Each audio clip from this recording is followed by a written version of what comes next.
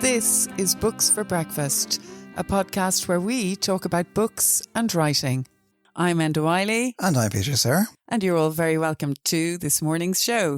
On today's show, we'll be paying tribute to the poetry of Thomas Kinsella, who died this week, aged 93.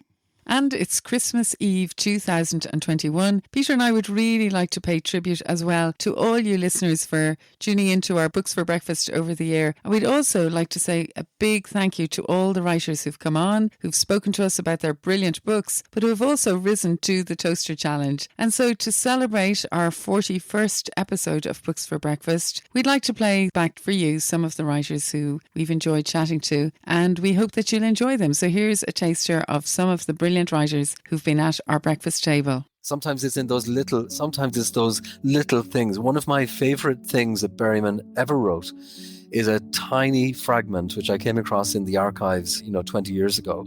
And it simply reads, detached, involved, Henry sang. Detached, involved. And it's that sense of being kind of detached from the world at times, but also deeply involved and deeply committed to it. These are the two kind of poles, I think, within which his work operates. Okay, so I'm going to start. They're driving home, and there's 5 kids in the car, and the mother's driving, and they're fighting, and the mother's getting frustrated. The car skidded into the shoulder, right where 252 crossed the turnpike. Out, get out. My mom said it with her voice low, which let us know she meant it. Ellen reached across Thomas, opened the back door, and started to climb out. You can't leave her here, Marie said. She started to gather her bag from the floor of the front. Ellen was standing on the gravel verge of the overpass in her school pinafore, tennis shirt, and knee socks. Marie was opening her door when my mother threw the car into gear and accelerated forward. I looked back. Ellen was facing away from us, looking down over the bridge while columns of cars funneled along the turnpike. Mom, don't, please, Thomas said, but she didn't answer. After I'd published poems 1980, 2015, I felt very liberated. I felt, well, I've done that, that's that, and now I want to do something completely different. So the book contains poems, prose poems, a memoir, photographs, paintings, and an essay from 1991, which kind of is a sort of a commentary on what's gone before, even though it's chronologically later. So Liberty Hall, for me, has lots of different connotations. First of all, it's a building, and a lot of the book is about architecture, and architecture as memory, frozen memory. But it also has an historical connotation because Liberty Hall is where the 1916 Rising started. And when I was a child, because my parents were trade unionists, I was often in Liberty Hall. So it also has an emotional thing. So Peter, what have you got for us today? I think I recognise that book and I'm really interested in hearing what you've got to say about it. Yeah, it's one I've had for a while. It's one of those, I don't know, almost like magical books that you take with you everywhere. It's called The Poetics of Space by Gaston Bachelard. I mean, the first time actually I came across this was I was reading a book by Thomas McCarthy back in 1982, his collection of poems, The Sorrow Garden. And in these poems, Bachelard's images and Professor Bachelard, and they kind of mined images from Bachelard's kind of pioneering works on the imagination and childhood and reverie and the magical spaces of houses. The book I've chosen is Secondhand Time by Svetlana Alexievich, translated by Bela Shevich. Svetlana Alexievich is a Belarusian writer. She was awarded the Nobel Prize for Literature in 2015. Alexievich's books are essentially oral histories. She has described herself as an historian of feeling or a historian of the untraceable. Secondhand Time explores the collapse of the Soviet Union and the effect of that collapse on ordinary men and women of former Soviet states. The book is an astonishing collection of voices. Alexievich is an extraordinary writer, but what seems to go hand in hand with that is her ability to listen, to elicit narrative from others, to absent herself from the narrative so that others can assume that narrative role. Well, what compelled me, I think, was the nature of the story. It's such an interesting one, this relationship between these two men from such completely different backgrounds. And when I moved sort of from Stella Tilliard's biography on to reading some of the letters, it was the way in which I suppose Tony's conveyed in the letters, the Fitzgerald letters, not just from Edward himself, but he's mentioned in much of the family correspondence. Yeah, ideas of home, of the retrieval of home and the loss of home, and lots of sex. used to have loads and loads. I mean, this is, I mean, we used to have loads and loads of sex in my poetry. Nobody ever noticed. And then now I publish a novel that has loads of sex in it, and everybody says, oh my God, you've got loads of sex in it. And I said, well, I've been doing this for years, for God's sake. So when you say that you loved my poetry, you didn't actually notice the sex at all. I think you've just upped the sales now. I think Gallery Press will be delighted. I think there'll be a run. 冷えの奈良の都の八重桜今日ここの絵に匂いにるかな I view cherry blossoms in the ancient palace of Nara. Exquisite. Each double layer reveals another inner sanctum. I am consumed by my own thoughts, vexed with those I love and those I loathe. This world has lost its zest. 人も惜しい人も恨めし味気なくよう思うゆえにもの思うみもが See the reeds of Nanawa Lagoon, that brief span between each notch. Are you saying we've only been apart that long? Already it's another world. Okay, I'm going to talk about Nan Shepherd's book, The Living Mountain, and this is one of the most beautiful books I've ever read. It's been described in The Guardian as the finest book ever written on nature and landscape in Britain, and the only book that I can compare to is Tim Robinson's Stones of Arran. It's a really short book though, just 12 chapters. It's an introduction by Robert Macfarlane. He said he was given it by a friend in 2003 and he was changed after reading it. Claims to have read it 12 times, and there's an afterword by Janet Winterson. The dereliction was almost beautiful, the houses dark against the mauve dawn, pools of buff-coloured water glinting briefly as a passing car took the last bend before town. Number 7 was starting to look like the other units, the lawn stringy with brown weeds. The footpath petered out and Sarah landed hard in a puddle, picking her way over broken masonry and loops of cable until she reached the end of the cul-de-sac. The noise was coming from the show house.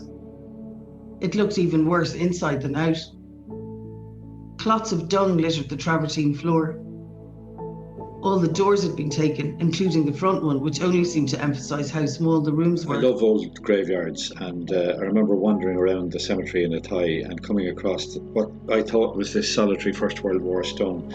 Now, as it turned out, there were many more in that graveyard and many, many more in the parish. And I was fascinated by the fact my father, who was born in 1908, had spoken to me about how as a child he remembered funerals in Athy, and he remembered. And as far as I know, it had the highest per capita death rate for any town. Meat. I sucked marrow from bones at dinner, my father's face a bloody grin of pride. I ate liver in chunks for breakfast, pink and firm, jewels to adorn my insides. I gloried in the feel of flesh, the exertion of the chew. Holding my mother's hand in the English market, I saw them. Turkey chandeliers plucked, bruised purple eyelids, dainty light bulbs. Their smell, fresh as the insides of my mouth. Mother stroked my hair. They're there. I refused to eat meat, became pillowy, meek. What's your soup of the day? Carrot and human, the girl said, taking a pencil and pad out of her apron pocket. Excuse me, said Nora. Could you repeat that? Carrot and human. The girl spoke a little slower this time. Carrot and human? Nora stared at the waitress. Sorry, what was the second thing? Cumin, the girl said. Oh, cumin, I said. The spice. She means the spice, Nora. Cumin, not human. I remember having wet hair and being too impatient to dry it, suddenly curious to see what Higgins looked like. Suppose, I thought idly, he turns out to be someone significant in my life, and his first view of me is of an otter-like wet head. I dismissed this untypical romantic thought from my thoroughly rational mind and headed for the bar. And there he was, in a wine-red sweater, medium height and build, long reddish-brown hair, beard, granny glasses, slightly stooped, engaged in close conversation with an enormous Viking called Sven. Yeah, I mean, I found this collection of stories really absolutely riveting. I loved, just to go back to the title of it as well, Peter, the title Trouble. I liked that idea that trouble does follow each character throughout the book. Isn't that right? I think it does. Take the opening story, for instance. I once owned a house in Bucharest, she tells us. So we're wondering immediately, why the past tense? What happened? And then he goes on to explain, this is how it happened. At the end of the last century, I was working in Dublin for a security company on night shifts. I guarded a distillery. Heart song. I see the deer long after it sees me, kept breathing by inhibitors and fibrates beyond my natural span. Both our pulse rates ramp up round now. I'll bet that he or she is reckoning I might stop its heart with lead, surviving even longer on its flesh. I'll bet my presence is enough to flush it to the woods with something, much like dread. But for a while we're here, stock still, alone, except for swarms of polyphonic insects. It lays down beats to do with dying and sex. Beats I can't hear, I only hear my own. We've got no lyrics yet, although the song is old as our two species. And do we need some new ones now? So it gives a nod, kind of, before it flings itself headlong into the piney shadows, startling birds. The forest murmurs something now and again. I take my pills years after it is gone and hang around here trying to catch the words. I went to Japan, and when I was there, I realized, okay, it's pretty far away. I mightn't go back there, or I don't know when I would. And also it was my first time there. So I felt that I absolutely had to go to Hiroshima, because for me, historically, it would be very odd to go to Japan and not to go there. Okay, that's my interest. And when I was there, after I came back, I wrote a non-fiction piece, a piece for the Irish Times, but it never quite, to me, managed to say exactly what I really experienced when I was there, which was, how could anybody have such hope as to deliberately get pregnant? And I'm saying deliberately, as opposed to just getting pregnant, as in that, you know, it would happen. Like, I think every single thing that was done, every block that was laid in Hiroshima was an act of bravery. Every single thing that any human being did. This poem is called Separation, and it's about my dad taking me to school for the first time. And I can still remember vividly how momentous and yet unreal it all seemed. Separation. It's like a Sunday outing to the Downs. A batsman strolling out on Chamonix Green as if he thinks the summer has no end. But then the road begins to twist like a gut, and the last bend flips us into autumn. Across a ridge, the school stretches the sunset like the thin red line at Balaclava. We drive in silence through the iron gates and park, get out, as calm as undertakers. I can't believe the journey's at an end, but just starting. A bell rings, like fate. We stand, talk like friends of friends. Then Dad recites the pep talk he's rehearsed. My ears can hardly bear each kindly phrase. My eyes are turning to my bedroom posters, and I wonder what my mum is doing now, shelling peas while watching songs of praise. I get a hug from Dad and watch him go. He drives off with a grin that's not his own and takes my childhood home. No, we really didn't have books. My parents left school, I think they were 13 and 14, and then they started farming and had 6 children. So really, if there had been books, I don't know that there would have been much time to read them anyhow. Although my mother would have read whatever would have come in. But I remember just a few books in the house we had. We had a Bible, which was unread, but I used to go down into the parlour and look at all the plates because they used to terrify me. You know, they had these beautiful coloured plates and Lazarus and, you know, St. John the Baptist, you know, his head on a plate and those things. And I used to go down, and I wasn't really supposed to be in the parlour. You know, a lot of houses had a room like that, and I wasn't meant to be down there, but I used to go down there and look at those things. And we had a few Walter Mackins my sister brought home, and my aunt used to come and leave Mills and Boons behind her. She was great. She'd just read them in one sitting and say it was rubbish, and then go buy another one and say the same thing. And apart from that, I mean, I just had Ladybird books as a child. And,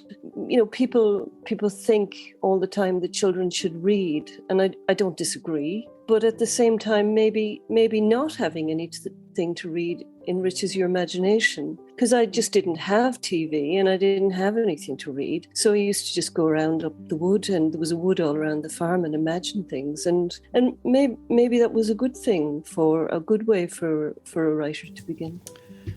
And that was, in order of appearance, Philip Coleman, Una Mannion, Michael O'Loughlin, Enda Wiley and Peter Sirr, Leanne Quinn, Laura McKenna, Conor O'Callaghan, James Hadley, Nell Regan, Moya Cannon, Louise Kennedy, John McKenna, Victoria Kennefic, Madeline Darcy, Alana Hopkin, Justin Quinn, Evelyn Conlon, James Harper and Claire Keegan.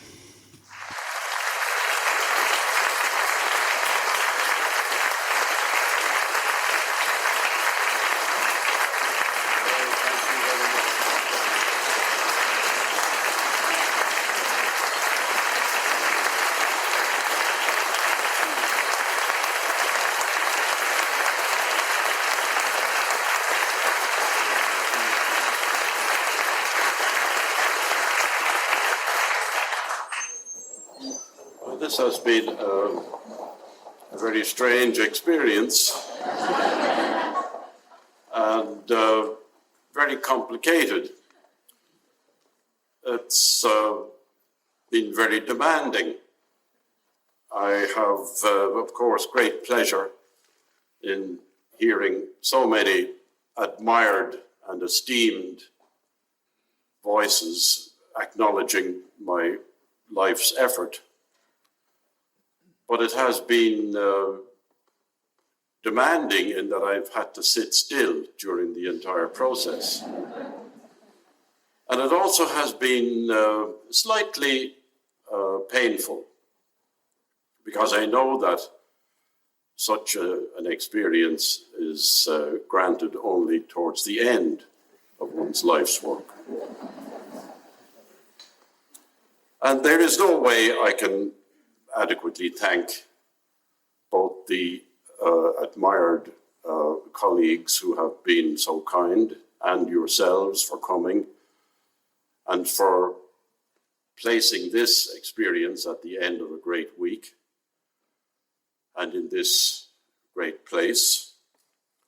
But I can only thank all of you sincerely, and will hope to convince the individuals when I have them cornered individually that I really mean what I say. But from here, I believe that my best thanks, while I have all of them captive as a unique and an extraordinary group, that risking saturation and I think also a certain amount of depression, I'm going to read you 3 recent, very short poems, one still unpublished. And in these poems, the growing doubts and certainties of that lifetime are trying to live together. It's the 2 published poems are from that recent book, Belief and Unbelief. And there are 2 prayers. The first: in a disordered and misguided community, It is the accomplished and the more fulfilled who are to be found to one side, unwilling to take part. Dear God, let the minds and hearts of the main body heal and fulfill, and we will watch for the first sign of redemption, a turning away from regard beyond proper merit, or reward beyond real need toward the essence and the source. And the second very short prayer, that the humours settling hard in our heart may add to the current of understanding, that the rough course of the way forward may keep us alert for the while remaining. The third and last poem, untitled as yet. And she said, there is an inadequacy and an imbalance in the source material. This is the basis of energy. And there is a dysrhythmia in some among you, the alert, the demanding and still unfulfilled, a restlessness and a concentration on the particular, as the mind looks for any evidence of purpose. This gives no pleasure except in relief, but welcome it if it is offered and use it to the full, trusting that there will be an easement in the uncertainty at a time to come. But resigned, she turned away, the phrase is tired, if there is not. Good night, and thank you again.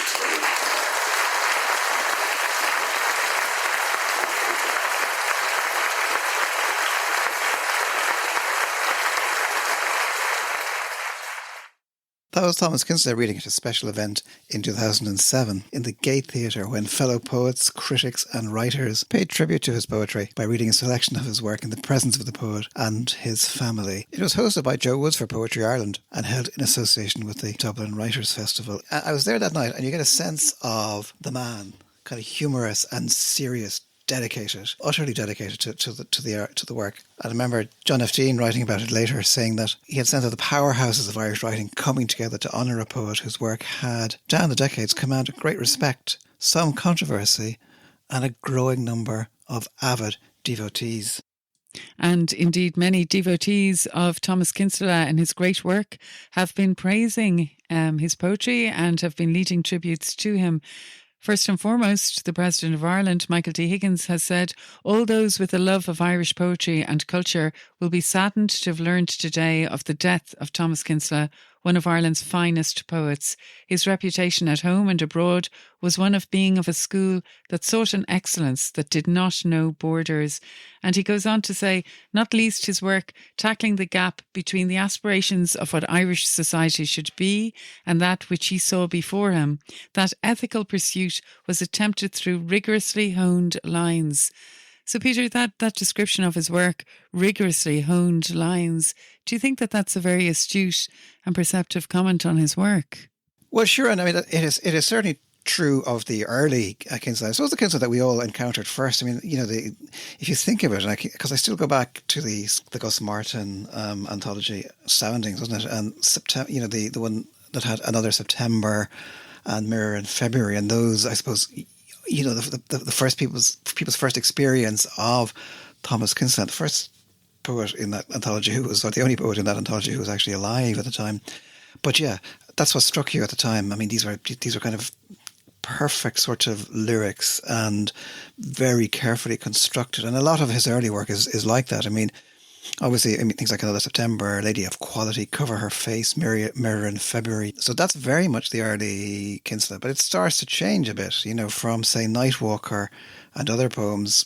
From that point onwards, he becomes a different kind of poet. He's more kind of grounded, if you like, in the process and in the difficulty of utterance and in maybe avoiding that sort of authority that he had in the early work and for which he was admired. In a way, he started to kind of leave some of those early readers behind, and he kind of came to us since then as a sort of like a sequence of voices, all sort of subdued and questioning and speaking painfully out of what he calls failure and increase and the stagger and recovery of spirit. Yes, you're right. He was such a wide-ranging poet. I often think it's really interesting, do you, Peter, about where do such great poets come from? How do they begin? How do they start? Well, Thomas Kinsella was born in Dublin. He went to school in the Model School in Inchicore, then he went on to O'Connell Schools, the Christian Brothers, but he gave up a science scholarship at UCD and he actually entered the civil service, which, I mean, you wouldn't expect that for a poet of his calibre. But he stayed there for 19 years and he reached the post of assistant principal officer in the Department of Finance. I mean, Peter, he actually was T.K. Whittaker's private secretary, wasn't he? Yeah, he was. That's right. And I suppose, it's maybe a less well-remembered aspect of his career sometimes. But yeah, that's right. He was private secretary to T.K. Whittaker. And that kind of experience as a higher civil servant comes into the work very much. I mean, you see it there in Nightwalker. He refers to the work and this veiled kind of references to Charles Haughey in the work as well. But he was a very able civil servant and yeah, and I think they both spoke Irish fluently. So I think that might have been a connection. And Whittaker often said, my private secretary, the poet. But anyway, Kinsella went on. He finished an arts degree at UCD through night classes. He then published poems in 1956 and Another September in 1958. And I think around 1963, he headed to the United States and he had many more poetry collections out. He had a Guggenheim Fellowship. He had a professorship of English at Temple University. And he founded Pepper Canister to publish his own verse. And then he came back to Ireland in 1976. And I think Pepper Canister Press was finally subsumed in John F. Dean's Daedalus Press.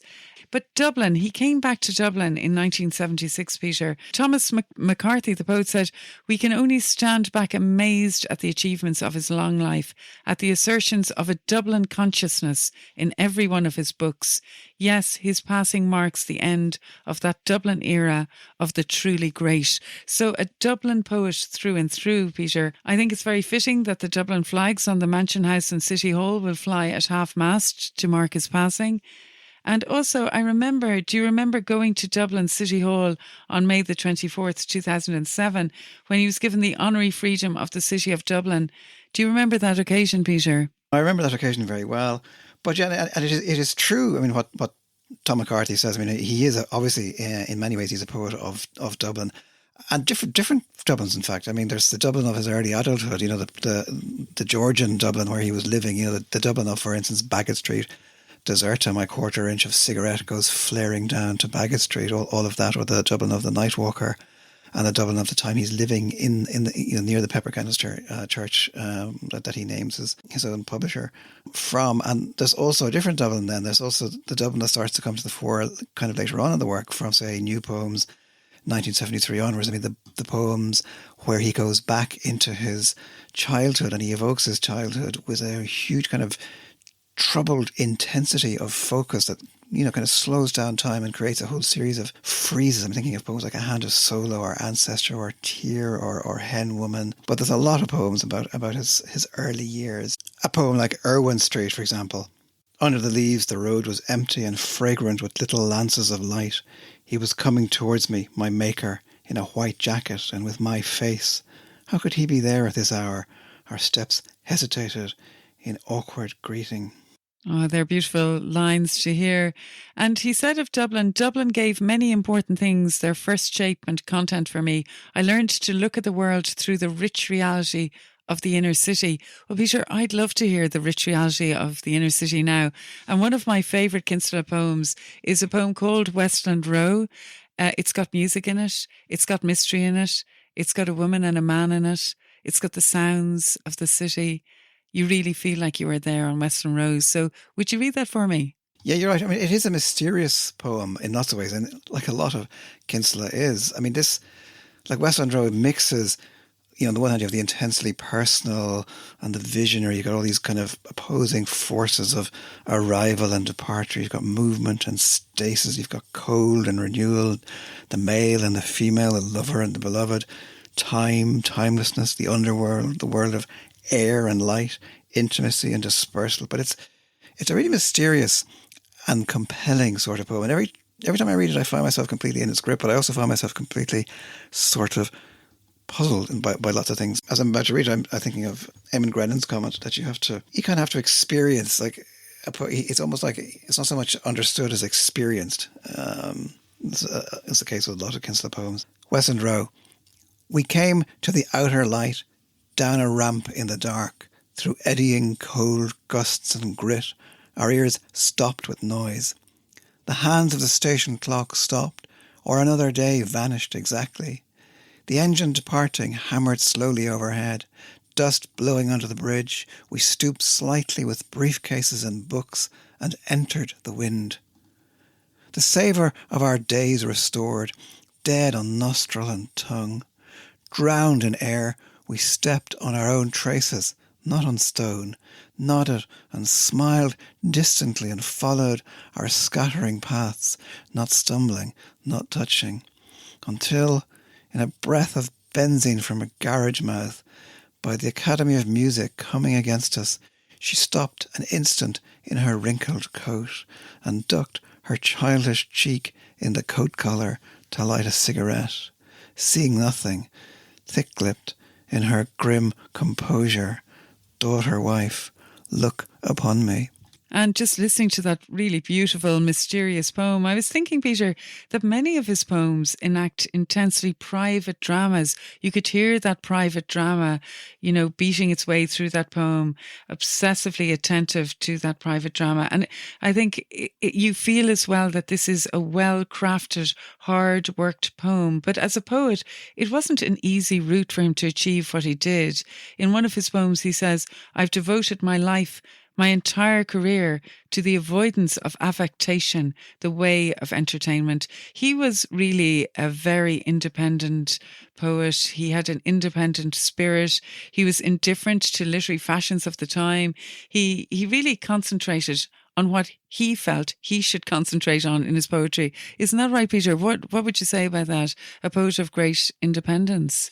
Yeah, I mean, it's good that you quoted those lines. I mean, they say a lot. I mean, I have devoted my life, my entire career to the avoidance of affectation, the way of entertainment, or the specialist response, with always the same outcome: dislike, misunderstanding. But I will do what I can. So there's always a sense of Kinsella on the edge of things, and slightly cut off from a lot of Irish life. And I think what happened also to him was, at the time that he was becoming this questing modernist kind of poet, you had the great success of a very different kind of poetry. People like Seamus Heaney and Derek Mahan and Michael Longley coming, the northern generation kind of coming into their own, and writing a very kind of approachable sort of sociable sort of poetry by his lights. Whereas his is kind of dark and subdued and internal. And I think he felt, in a way, slightly marginalised. But I think it's important to remember as well that he's not one kind of poet. He did a lot of different kind of work. I mean, don't forget the great work as a translator. The Taun, all of that. Then there's the public side of him, which sometimes we forget about as well, like the savage satire of his condemnation of the Widgery report after the 1972 Bloody Sunday, in Butcher's Dozen. I mean, nobody wrote a poem like that. I mean that's an extraordinary poem, and again, a testament to his total kind of integrity as a writer.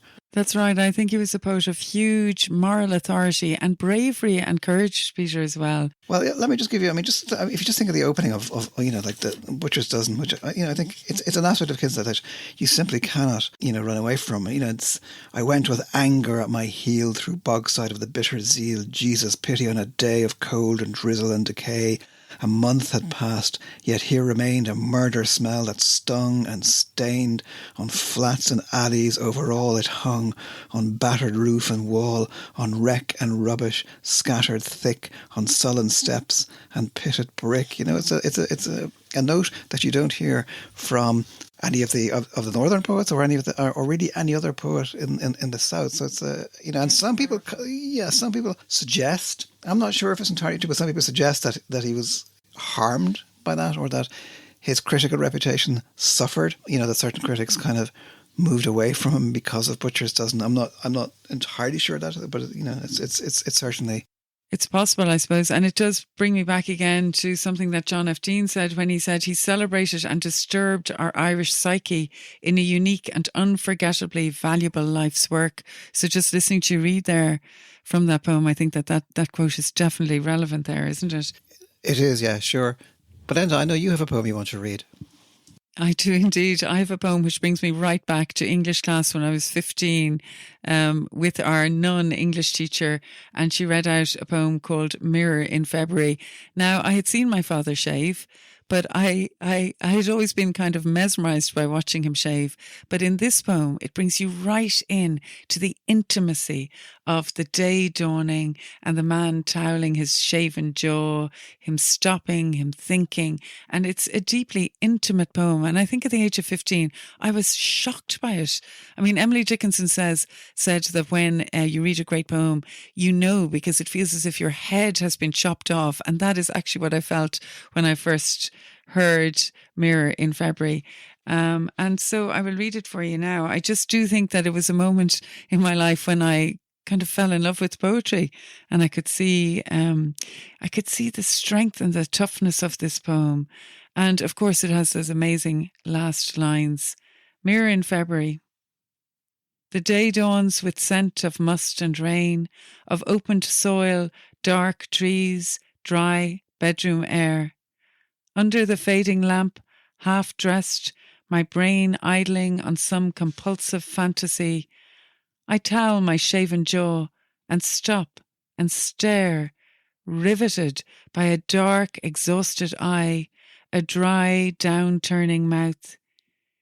It seems again that it is time to learn in this untiring, crumbling place of growth, to which, for the time being, I return, now plainly in the mirror of my soul. I read that I have looked my last on youth, and little more, for they are not made whole that reach the age of Christ. Below my window the wakening trees, hacked clean for better bearing, stand defaced, suffering their brute necessities.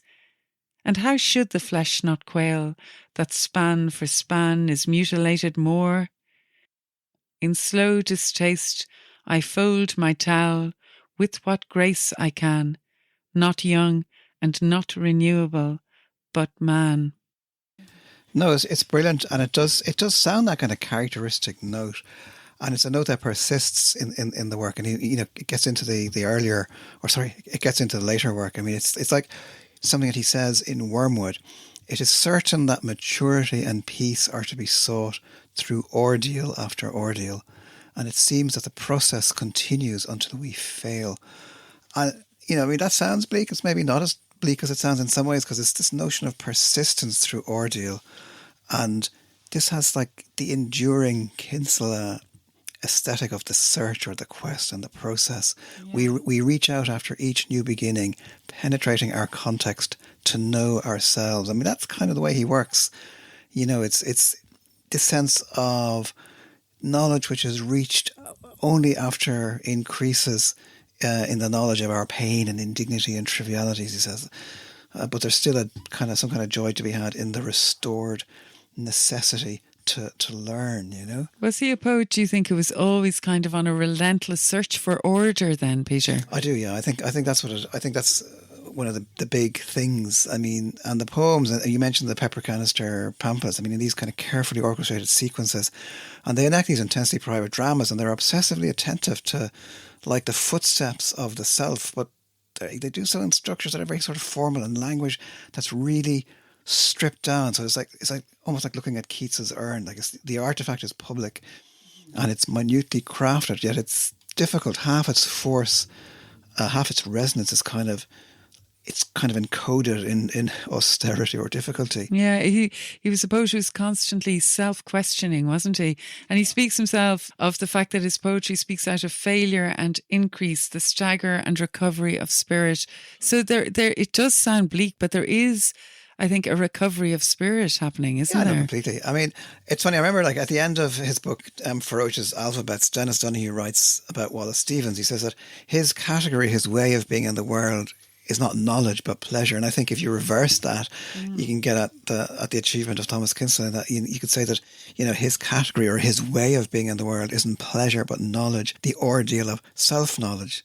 And you know, I mean, that's one of the things that makes his work valuable. I mean, you have to grapple with it, I think. It's not easy. And it's that thing I quoted by Dennis, one of the things that Dennis O'Driscoll said about him, you know, that it's like being in a cinema. That you have to kind of adjust your eyes to the darkness. And that's what you have to do with Kinsella. You're adjusting your eyes to his darkness, I think. Is that right? Yeah. Well, he's a very atmospheric poet as well. And another poem of his that I loved is Another September.